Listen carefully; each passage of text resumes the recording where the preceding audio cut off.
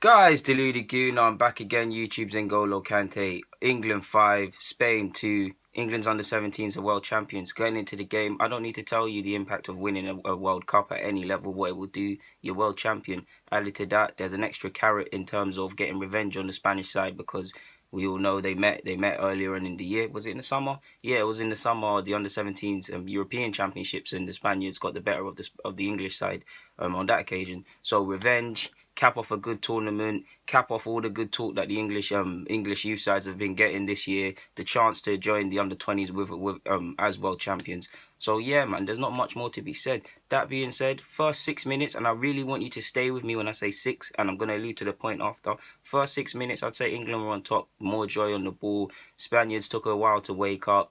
I was impressed with how the Spaniards set up defensively off the ball, to be honest with you, because a lot of times throughout the whole game, England had no, well, not really second half, but England really had no options in front. You saw Latabodiere struggling to pick out a pass, things like that, and clearly the Spanish side are well drilled in that aspect. So, like I said, England had the joy in the first 6 minutes, but other than that, once the Spanish woke up, they were on top. They were linking passes. I told you guys in the previous video about that Miranda guy, whatever, the left back. He's a bit suspect defensively. Going forward, he's a madness. You saw him bombing forward. You saw Moha dictating, and his centre mid partner, dictating. You saw defenders from the Spanish side start to step out and things like that, and they scored in the 9th minute, and it was a poor goal to concede. It was the result of a counter, I believe. It was a poor goal to concede for England. I know they're 17, but it's a World Cup final. You don't do things like that.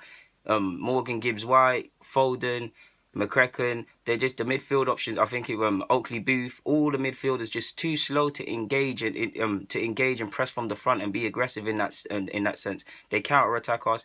They're ball watching. If I'm harsh, Sessegnon could do a lot better as well.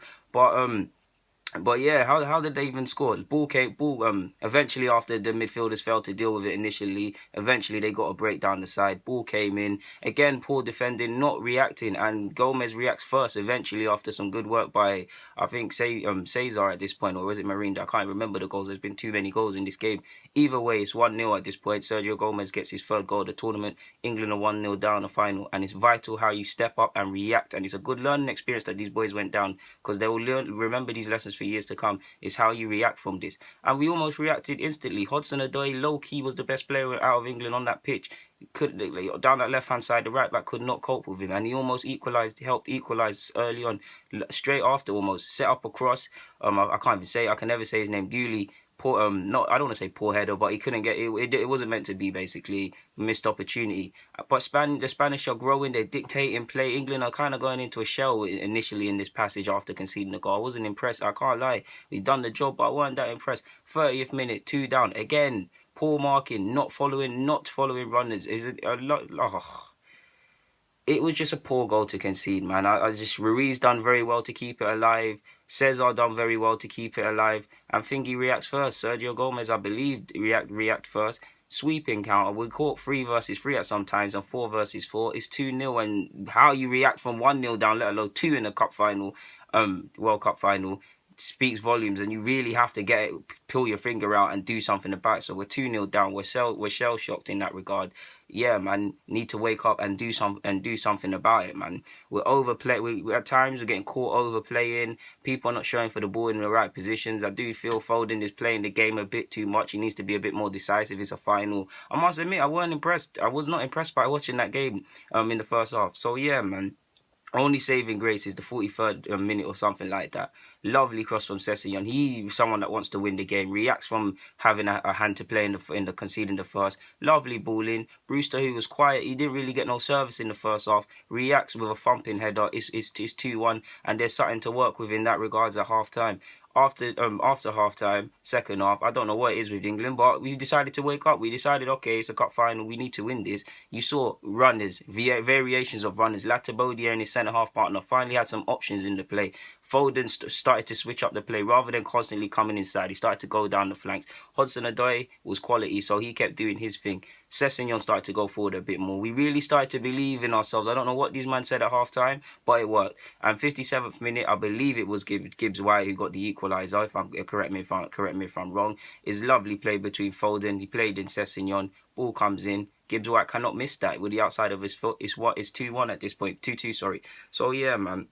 How did we score the third? I can't even remember. I actually have to look at my notes. Hodgson went down the left. Oh yeah, Hodgson went down the left for the third. Hodgson went down the left again. Foden can't miss that. It's a tap in. It's now 3-2 at this point. At least I hope it was. There's too many goals in this game, to be honest with you guys. Set piece made it 4-2. Hudson-Odoi deserved another assist. Lovely ball, scrappy goal. All our defenders are trying to get onto it. Gooley reacts first. It's 4-2. We don't care like that.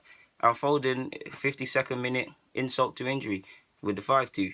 If I'm honest, the game flattered us. We were much better in the second half, much better, and deserved to win the second half. We didn't win the first half, we won the second. I won't lie, it's a cup final. It doesn't really matter who plays well and things like that. It's just about bringing home the trophy. So in that regards, terrific character to come from 2-0 down and score 5 goals.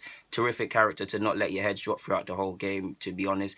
Terrific character to just get the job done. It's not about individual performances, just get the job done. So yeah, man, England did it. They deserve to win. They get revenge. They're world champions, and it'd be keen to see which ones kick on from here. To be honest with you, it was lovely to see playing in front of 80,000. That's more than the Emirates, and now people can understand why I'm a big fan of. We need to get teams.